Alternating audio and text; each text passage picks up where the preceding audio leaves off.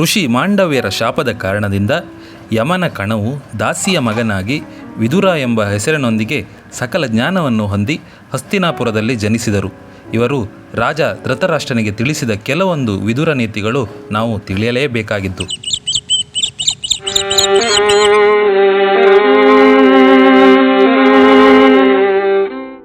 ಲೋಕದಲ್ಲಿ ಜನರು ಹಣವನ್ನು ಮಾತ್ರವೇ ಗೌರವಿಸುತ್ತಾರೆ. ಹಣವಂತನೇ ಉತ್ತಮ ಕುಲದವನು, ಅವನೇ ವಿದ್ಯಾವಂತ, ಮಹಾತ್ಮ, ಅವನೇ ಗುಣಶಾಲಿ ಎಂದು ತಿಳಿಯುತ್ತಾರೆ. ಹಣವಂತನೇ ಒಳ್ಳೆಯ ನಡತೆಯವನೆಂದು ನಂಬುತ್ತಾರೆ. ಹಣವಿಲ್ಲದವನನ್ನು ಸಾಕ್ಷಾತ್ ಶಿವನೇ ಆದರೂ ಜನರು ಲೆಕ್ಕಿಸುವುದಿಲ್ಲ. ತನಗಿಂತಲೂ ಬಲಶಾಲಿಯಾದವನೊಡನೆ ಹಗೆತನವನ್ನು ಬೆಳೆಸುವುದು, ಇಹ ಪರಗಳನ್ನು ವಿಚಾರಿಸದಿರುವುದು, ಲೋಕ ಮರ್ಯಾದೆಯನ್ನು ಮೀರಿ ನಡೆಯುವುದು, ಬಲ್ಲವರನ್ನು ವಿರೋಧಿಸುವುದು, ಬಹಳ ಮಾತನಾಡುವುದು, ತನ್ನ ಧ್ಯೇಯ ಎಂಬುದನ್ನೇ ನಿಶ್ಚಯಿಸದಿರುವುದು, ಪರರ ಅಭಿಪ್ರಾಯವನ್ನು ಅರಿತುಕೊಳ್ಳದಿರುವುದು ಇವು ಮೂಢತನವನ್ನು ತೋರಿಸುತ್ತದೆ. ದುರ್ಜನರ ಸಹವಾಸದಿಂದ ಸನ್ಯಾಸಿಯು ಕೆಡುತ್ತಾನೆ. ದುರ್ಮಂತ್ರಿಯನ್ನು ನೇಮಿಸಿಕೊಳ್ಳುವುದರಿಂದ ರಾಜನು ಕೆಡುತ್ತಾನೆ. ಮುದ್ದಿಸುವುದರಿಂದ ಮಗನು ಕೆಡುತ್ತಾನೆ. ಉಪೇಕ್ಷೆಯಿಂದ ಕೃಷಿಯು ಹಾಳಾಗುತ್ತದೆ. ಹೆಂಡವನ್ನು ಕುಡಿಯುವುದರಿಂದ ಬುದ್ಧಿಯು ಕೆಡುತ್ತದೆ.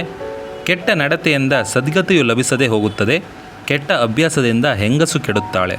ಒಲಿದ ಹೆಂಗಸನ್ನು ಕೈಬಿಟ್ಟು ಒಳಿಯದವಳಿಗಾಗಿ ಹಂಬಲಿಸತಕ್ಕವನು, ಕೆಟ್ಟ ಜನರಲ್ಲಿ ಸ್ನೇಹವನ್ನು ಬೆಳೆಸತಕ್ಕವನು, ತನಗೆ ಗೊತ್ತಿಲ್ಲದಿದ್ದರೂ ಗೊತ್ತಿದೆಯೆಂದು ಹೇಳತಕ್ಕವನು, ತನ್ನನ್ನು ಕೇಳದಿದ್ದರೂ ತಾನಾಗೇ ಹೇಳತಕ್ಕವನು, ತನ್ನ ಕೈಯಲ್ಲಿ ಸಾಗದಿರುವ ದೊಡ್ಡ ಕೆಲಸವನ್ನು ಕೈ ಹಾಕಿತಕ್ಕವನು, ಇವರೆಲ್ಲರನ್ನು ಮೂಢರೆಂದು ತಿಳಿ. ಒಂದು ತೀರ್ಮಾನವನ್ನು ಕೈಗೊಳ್ಳಬೇಕಾದಾಗ ಬಲ್ಲ ನಾಲ್ವರಿಗೆ ಅದನ್ನು ತಿಳಿಸಿ ಪರ್ಯಾಲೋಚಿಸಬೇಕು. ಅನಂತರ ಅವರಲ್ಲಿ ಇಬ್ಬರನ್ನು ಬಿಟ್ಟು ಇನ್ನಿಬ್ಬರೊಡನೆ ವಿಚಾರ ಮಾಡಬೇಕು. ಆಮೇಲೆ ಅವರಲ್ಲೊಬ್ಬನನ್ನು ಕಳೆದು ಒಬ್ಬನೊಡನೆ ಮಂತ್ರಾಲೋಚನೆಯನ್ನು ನಡೆಸಬೇಕು. ತರುವಾಯ ತಾನೊಬ್ಬನೇ ಚಿಂತಿಸಿ ತೀರ್ಮಾನವನ್ನು ಕೈಗೊಂಡಲ್ಲಿ ಅದಕ್ಕೆ ಎಂದಿಗೂ ಚ್ಯುತಿ ಇಲ್ಲ. ತಾನು ಗಳಿಸಿ ಉಳಿಸಿದ ಹಣದಿಂದ ಮೊದಲು ಮಡದಿಯನ್ನು ಸಲಹಬೇಕು. ಮಡದಿಯಿಂದ ತನ್ನ ಹಿತವನ್ನು ಸಾಧಿಸಬೇಕು. ಯಾವುದು ತನಗೆ ಹಿತಕಾರಿ, ಯಾವುದು ಹಿತಕಾರಿಯಲ್ಲ ಎಂಬ ಭೇದವನ್ನರಿತು ಹಣವನ್ನು ವಿನಿಯೋಗಿಸಿ ಆತ್ಮೋನ್ನತಿಯನ್ನು ಸಾಧಿಸಬೇಕು. ಹಣದ ವಿನಿಯೋಗಕ್ಕೆ ಒಂದು ಗುರಿ ಇಟ್ಟುಕೊಳ್ಳುವುದು ಸರಿಯಾದ ನೀತಿ. ಗಳಿಸಿದ ವಿದ್ಯೆಗೆ ಸಮನಾದ ಬಂಧುವು, ರೋಗಕ್ಕೆ ಸಮನಾದ ಶತ್ರುವು, ಸಂತಾನಕ್ಕೆ ಸಮನಾದ ಸಂತೋಷ ನಿಮಿತ್ತವೂ ಮತ್ತೊಂದಿಲ್ಲ.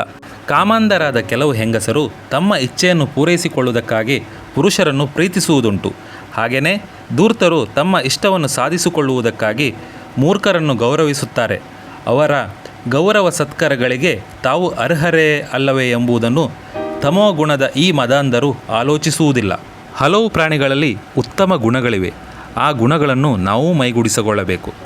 ಅದು ಯಾವುದೆಂದರೆ ನಾಯಿ ಸದಾ ಎಚ್ಚರಿಕೆ, ಕೋಳಿ ಆಹಾರವನ್ನು ಶೋಧಿಸಿ ತಿನ್ನುವುದು, ಕಾಗೆ ಬಾಂಧವರೊಡನೆ ಭೋಜನ, ಬಕ ಏಕಾಗ್ರತೆ, ಗರುಡ ದೂರದೃಷ್ಟಿ, ಕತ್ತೆ ಶ್ರಮ ಸಹಿಷ್ಣುತೆ, ಎತ್ತು ಗಾಂಭೀರ್ಯ, ಮೊಸಳೆ ಗೂಢವಾಗಿ ಶತ್ರುವನ್ನು ಪ್ರಹರಿಸುವುದು, ಕಪಿ ಕಾರ್ಯಸಾಧನೆಯಲ್ಲಿ ಛಲ, ಕುದುರೆ ಅಲ್ಪನಿದ್ದೆ, ಆನೆ ಸೂಕ್ಷ್ಮ ದೃಷ್ಟಿ, ಸಿಂಹ ಶೌರ್ಯ, ಜಿಂಕೆ ಮರಿ ಚಟುವಟಿಕೆ. ಗುರು ಹಿರಿಯರನ್ನು ಬಂಧುಗಳನ್ನು ಎದುರಿಗೆ ಮೊದಲು ಹೊಗಳಬೇಕು. ಕಾರ್ಯವು ನಡೆದ ಮೇಲೆ ಸೇವಕರನ್ನು ಹೊಗಳಬೇಕು. ಇದು ನೀತಿ. ಮಕ್ಕಳನ್ನು ಹೆಂಡತಿಯರನ್ನು ಎಂದಿಗೂ ಯಾವ ಸಂದರ್ಭದಲ್ಲೂ ಹೊಗಳಬಾರದು. ಕೊಳೆಯಾದ ಬಟ್ಟೆ, ಹಲ್ಲಿನಲ್ಲಿ ಕೊಳೆ, ಅತಿಯಾದ ಭೋಜನ, ನಿಷ್ಠುರವಾದ ನುಡಿ, ಸೂರ್ಯೋದಯ ಮತ್ತು ಸೂರ್ಯಾಸ್ತ ಕಾಲದಲ್ಲಿ ನಿದ್ರಿಸುವುದು ಇದು ಅಶುಭದ ಲಕ್ಷಣ. ಕೋಪವೆಂಬುದು ಅನರ್ಥಕ್ಕೆ ಕಾರಣ. ಕೋಪವೇ ಸಂಸಾರದ ಬಂಧನ. ಕೋಪದಿಂದ ಇಹ ಪರಗಳು ತಪ್ಪಿ ಹೋಗುತ್ತದೆ. ಆದ್ದರಿಂದ ಕೋಪವನ್ನು ವರ್ಜಿಸಬೇಕು. ಕೋಪವುಳ್ಳವನು ಯಾವನೇ ಆದರೂ ಅವನು ನಿಂದಾರ್ಹನೆಂದು ತಿಳಿಯಬೇಕು. ಸಾಲದ ವಿಷಯದಲ್ಲಿ ಯಾರಿಗೆ ಭಯವಿದೆಯೋ ಅವರಲ್ಲಿ ದೇವಾಂಶವಿದೆಯೆಂದು ತಿಳಿ. ಪರಸ್ತ್ರೀಯರೆಂಬ ಅಂಜಿಕೆ ಇದ್ದಲ್ಲಿ ವಿವೇಕವಿದೆಯೆಂದು ತಿಳಿ. ಈ ಅಂಶಗಳನ್ನು ಅರಿತು ನಡೆಯದಿದ್ದರೆ ಇಹ ಪರಗಳೆರಡೂ ಲಭಿಸುವುದಿಲ್ಲ. ಇದು ಒಳ್ಳೆಯದು, ಇದು ಕೆಟ್ಟದ್ದು ಎಂಬುದನ್ನು ವಿಚಾರಿಸಿ ಒಳ್ಳೆಯ ಕಾರ್ಯವನ್ನಾರಂಭಿಸಿದಾಗ ಸಂತೋಷ, ದರ್ಪ, ಕೋಪ, ನಾಚಿಕೆ, ಮಾನ ಅವಮಾನಗಳ ಪ್ರಸಂಗವು ಬಂದರೂ ಯಾವ ಅಡ್ಡಿಯು ಬಂದರೂ ಲೆಕ್ಕಿಸದೆ ಯಾವನು ಹಿಡಿದ ಕೆಲಸವನ್ನು ಸಾಧಿಸುತ್ತಾನೆ ಅವನೇ ನಿಜವಾದ ಸಾಧಕ. ಮಕ್ಕಳನ್ನು ಮೊದಲು 5 ವರ್ಷಗಳವರೆಗೆ ರಾಜನಂತೆ ಕಂಡು ಪ್ರೀತಿಸಿ ಆದರಿಸಬೇಕು. ಆಮೇಲೆ 10 ವರ್ಷಗಳ ಕಾಲ ಸೇವಕನಂತೆ ನಡೆಸಿಕೊಂಡು ಬುದ್ಧಿ ಹೇಳಿ ತಿದ್ದಬೇಕು. ಅವರಿಗೆ 16 ವರ್ಷಗಳಾದ ಮೇಲೆ ಸ್ನೇಹಿತರಂತೆ ಕಾಣುತ್ತಾ ಅವರಲ್ಲಿ ಮದಮಸ್ತರಾದಿ ದೋಷಗಳು ಬೆಳೆಯದಂತೆ ಹಿತೋಪದೇಶವನ್ನು ಮಾಡುತ್ತಿರಬೇಕು. ದೇವಗುರುವಾದ ಬ್ರಹ್ಮಸ್ಮತಿಯು ದೇವೇಂದ್ರನಿಗೆ 4 ಅಂಶಗಳನ್ನು ಉಪದೇಶಿಸಿದನು. ಅವು ಯಾವುದೆಂದರೆ ದೇವರಲ್ಲಿ ನಂಬಿಕೆಯನ್ನು ಇಡಬೇಕು, ವಿದ್ಯಾವಂತರಲ್ಲಿ ವಿನಯದಿಂದ ವರ್ತಿಸಬೇಕು, ಹಿರಿಯರಲ್ಲಿ ಗೌರವವನ್ನು ತೋರಿಸಬೇಕು, ಪಾಪ ಕಾರ್ಯದಲ್ಲಿ ಪ್ರವರ್ತಿಸಬಾರದು. ತನ್ನ ಸುಖ ದುಃಖಗಳಿಗೆ ಆಗುವ ಬಂಧು ಮಿತ್ರರನ್ನು ಕೆಲವರು ತೊರೆದು ಬಿಡುತ್ತಾರೆ. ಕಪಟತನದಿಂದ ಒಳ್ಳೆಯ ಮಾತನಾಡಿ ಉಂಡು ಜಾರಿ ಹೋಗುವ ನೀಚರೊಡನೆ ಸ್ನೇಹವನ್ನು ಬೆಳೆಸುತ್ತಾರೆ, ಅವರನ್ನು ಪುರಸ್ಕರಿಸುತ್ತಾರೆ. ತನ್ನನ್ನು ತಾನೇ ಕೊಂದುಕೊಳ್ಳುವುದೆಂದರೆ ಇದೆ. ಹರಿಯುವ ಹೊಳೆ ಮೆರೆಯನ್ನು ದಾಟಿ ಉಕ್ಕಿ ಹರಿದರೆ ಎರಡೂ ದಡಗಳು ಕುಸಿದು ಹಾಳಾಗುತ್ತದೆ.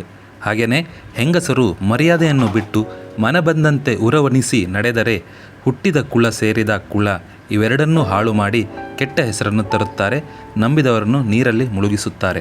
ಅಧರ್ಮದಿಂದ ಹಣವನ್ನು ಸಂಪಾದಿಸಿದಾಗ ಕರ್ತನಿಗೆ ಮಾತ್ರವೇ ಪಾಪದ ಗಂಟು ಬೀಳುತ್ತದೆ. ಆ ಹಣವನ್ನು ಅನುಭವಿಸುವ ಇತರರು ಪಾಪವನ್ನು ಹಂಚಿಕೊಳ್ಳುವುದಿಲ್ಲ. ಮನುಷ್ಯನು ಒಂದನ್ನು ಆಲೋಚಿಸಿದರೆ ದೈವವು ಎರಡನ್ನು ಬಗೆದು ಕೈಗೊಡುತ್ತದೆ.